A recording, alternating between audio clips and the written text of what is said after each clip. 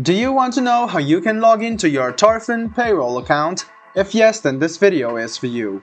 Hello and welcome to How to Log In. It's your host back again with yet another interesting tutorial video. In this video, I'm going to teach you how you can log into your Torfaen Payroll account.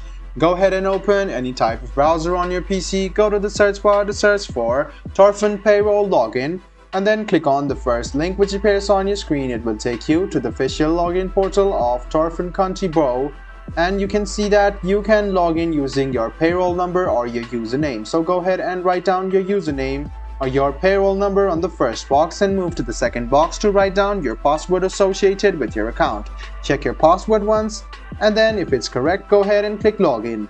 This way you can successfully log into your Torfaen Payroll account. You can also click save password and your password will be saved.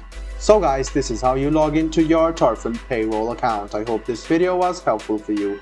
If you still have any kind of confusion, please do mention us on the comment section down below. Like the video, subscribe to the channel, and do hit the bell button for more. Hope to see you in the next video as well. Until then, goodbye, take care, and make sure you enjoy.